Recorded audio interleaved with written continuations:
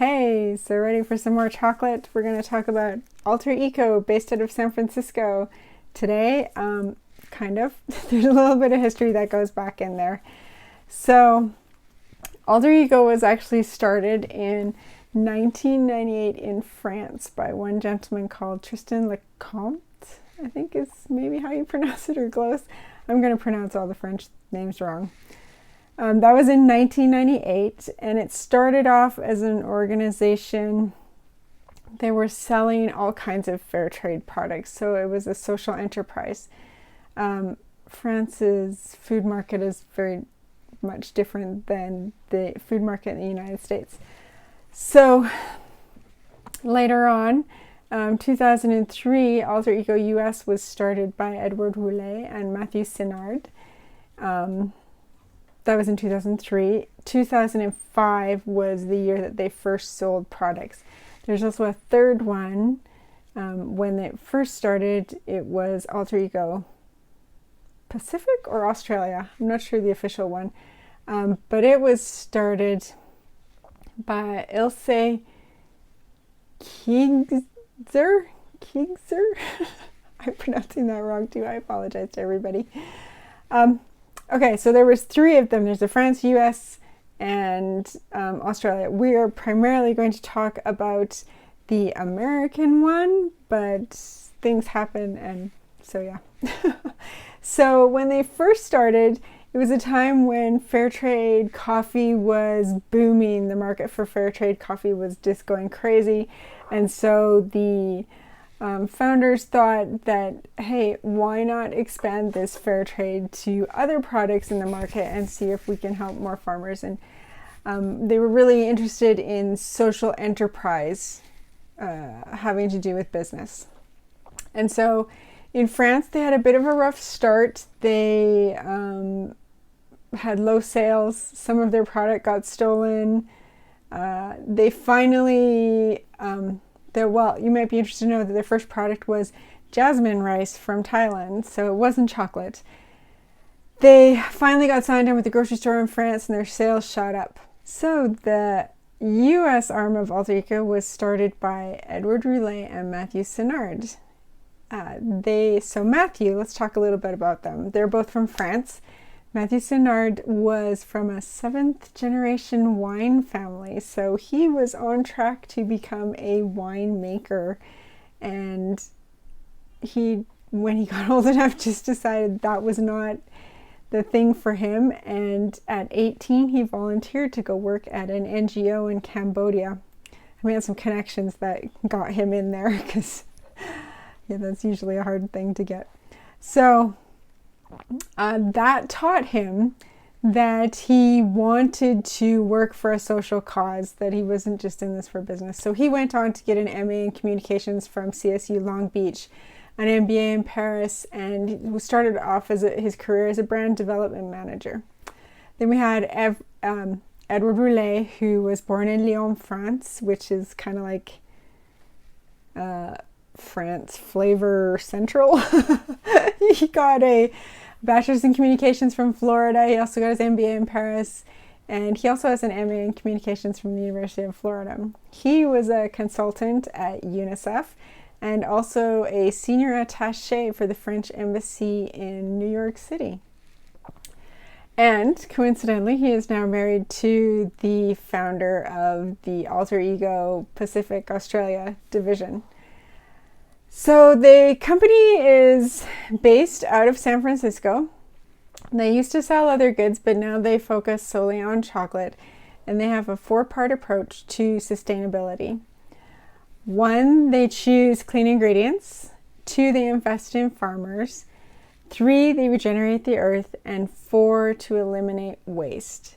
So every product that you buy from Alter Eco comes from a farm-owned cooperative practicing sustainable agriculture. So their catchphrase or motto, or I don't know what they call it, but it's enlightened indulgence. In 2008, 2009, so if you remember, 2008 was recession year. They almost went out of business. They had inventory going bad in their holdings. They weren't selling. They were on like 1 month away from going out of business. They got an investor who invested, I think it was around $1 million, and that brought them back to life. In 2017, they were bought by a private equity firm, Next World Evergreen, who focuses on brands that are purpose-driven. And in 2018, Mathieu and Edouard were renamed as co-founders instead of CEOs of running the company, and a new CEO, Mike Forbes, was named, and his expertise is in scaling up business. So they've recently gone through some business transitions. They've also gone through some packaging transitions. In 2017 was their latest, this is their latest package, but in 2017 they went through a packaging transition where there was some redesign and also changing the packaging so that it was more sustainable, more recyclable, more compostable. More parts of it were in fact recyclable and compostable. So I've got a few bars from them. I've got their Blackout. If you've been in a health food store, you've seen Alter Eco, probably in a regular grocery store. They're pretty common. Quinoa Crunch, this is one that they're kind of famous for. They have some new ones that I was interested in tasting just for fun because it's new. This one is a brown butter. And then they recently came out just this spring with a grass-fed milk line. This is grass-fed with rice crunch, grass-fed with salted almonds, and just regular grass-fed milk. On their website, it says that you can't taste the difference, but I'm curious to know if I can. So I am going to try some of these bars. So let's flip the camera around and give them a taste. Okay, so I showed you the bars that I have. They're fair trade farms. Come from Peru, Ecuador, Bolivia, Dominican Republic, Sri Lanka, India, and Indonesia. The chocolate itself is made in Switzerland, but all except for their coconut clusters, they are made in Colorado. So let's take a look at one of these packages here. So if you look at their package, there's their motto, Enlightened Indulgence. So they have quite a few certifications. They are USD organic. They are fair trade certified, not just the cacao, but other ingredients as well. They have no refined sugar, no GMOs, no gluten, no soy. They are, let's see, what else? Talks about organic. So here you can look, it says 77.1% fair trade ingredients. So usually they get all the fair trade that they can. Some ingredients are not fair traded. So let's talk about grass-fed and what that means. So grass-fed means it comes from, these are Lux cows, man. I wish I was living their life. They are cows that live in Swiss alpine valleys near Lucerne, Switzerland. They have open grazing pastures as long as weather permits. They, when it gets cold, they go inside. They're in a barn, but the barn has open access so the cows can come and go as they want. They are fed cut grass and legumes when they're inside. All their feed is 100% organic. They're outdoors for over 200 days out of the year. All of the milk comes from 30 small-scale farms with less than 35 cows per farm. No antibiotics, no hormones used. They say it doesn't alter the taste, but it seems like it would be healthier, at least for the cows. Some studies do say that it is a better source, grass-fed milk is a better source of heart-healthy fats, particularly alpha-linoleic acid, which is an omega-3. I don't know that that is a consensus, but some studies have shown that. So their wrappers are, their goal was to have their wrappers 100% compostable by the end of this year, by December 2020. So I actually haven't had Ultra in a really long time. So I haven't had it since the repackage, so I don't know what's inside. But it looks like this one on the outside would be compostable. They are also certified gluten-free. They are a certified B Corp, and they have a really high B Corp score, like 133, 134 or something like that. So let's see, what else do we need to know about this? So they don't tell you, these are not single origin bars. They are blends. They are, so here's our ingredients. Organic raw cane sugar, organic cacao beans, organic cocoa butter, salted almonds, whole milk, butter fat, and sea salt. Let's look at the blackout here. So the blackout is an 85%, same fair trade certified. Let's look at their ingredients. Oh good, it's got cocoa beans as the first ingredient. That's a little worrisome when I don't see cocoa beans as the first ingredient. All right, so their blackout has cocoa beans as the first ingredient. And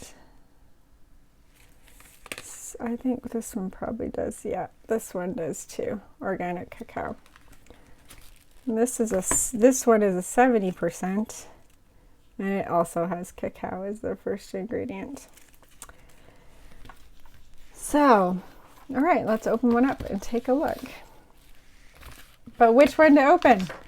Okay, I really want to taste this one, and I think I will taste the plain milk. So let's try those ones, because I've had their darks. So let's try first I'm going to try the 70% limited edition organic Ultra Eco brown, deep dark salted brown butter. Okay. They do have a sustainability report that you can access on their website. It is a little bit light on information. It's got lots of nice pictures, but they do calculate their carbon footprint every year, and they plant trees to compensate for that. So yeah, you can read about this on the inside of the package here, about their sustainability, both with the farmers and the rainforest. Okay. Oh. All right. So as far as good looking chocolate, it looks nice. It's got nice shine to it. It has a nice even color. Smells good. No problems with bloom or temper, I don't think. Let's see if we can hear a snap. Ooh, it's soft snap. Very soft. Might be my room is a little bit warm right now. 70%. That is still a soft snap for a 70. But it looks good. Doesn't look like it's bloomed. It looks like it has a nice temperature. I'm gonna just rub it a little bit to warm up the cocoa butter and release some of the volatile compounds to see what I can smell. Okay, so when I warm this up, I get a really nice fudgy brownie smell. When I taste it, I get a nice fudge chocolate flavor. Definitely the salt comes through. I'm sad that the brown butter doesn't come through, the flavor doesn't come through more. I didn't get a lot of that, kind of like, it would taste kind of like a really good chocolate chip cookie, brown butter chocolate chip cookie. I do get a little bit of a hint of acidity, midway, maybe raspberry. It's got a nice melt, a little bit of a powdery mouthfeel, not a pleasant aftertaste with no bitterness, well, minimal bitterness and no astringency for me at all.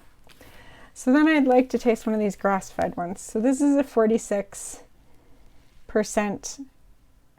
cocoa, grass-fed milk, it says I'm not going to taste a difference. I probably won't, but let's go ahead and try for the fun of it anyway. Because why not an excuse to eat more chocolate, right?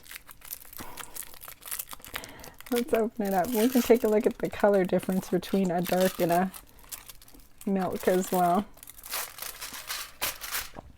This is a nice looking bar too.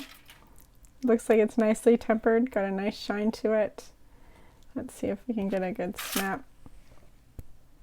It's kind of a thud more than a snap, but it does look like it's nicely tempered bar. Now look, let's see if we can compare, see if you can see the color difference here between the milk and the dark.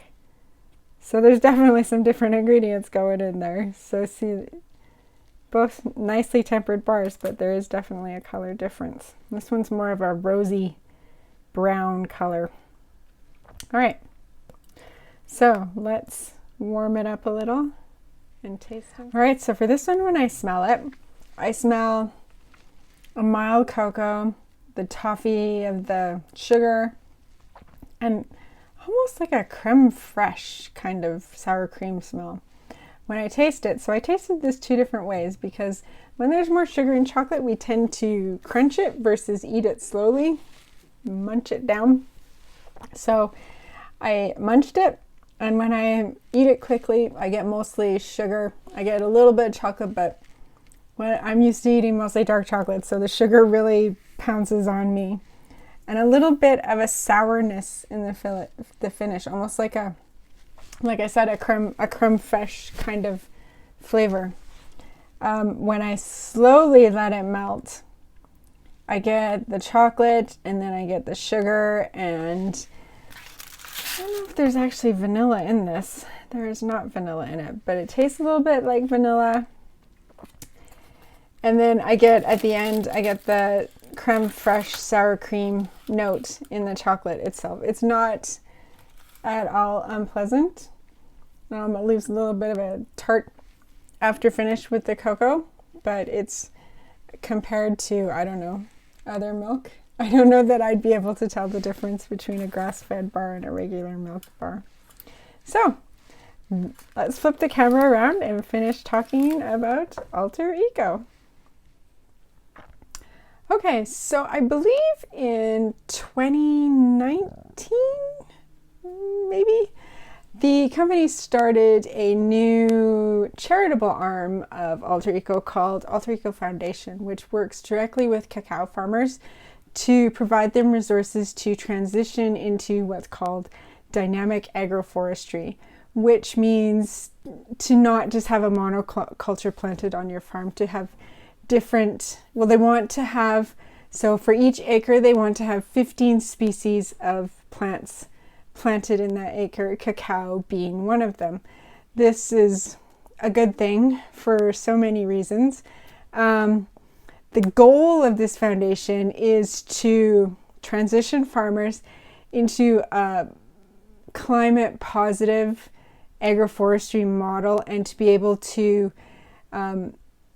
give that model to basically the entire cacao industry. So the benefits of the agroforestry are, one, you increase natural biodiversity, so you're contributing to the diversity of the rainforest instead of just cutting things down and making a plantation. It integrates diverse crops, so they could be planting other crops so you know that cacao is a shade plant. It likes to be in the understory, so you can plant legumes, you could plant bananas, you could plant mangoes, all kinds of things that they could be getting an additional income from that also adds to the diversity of the farm.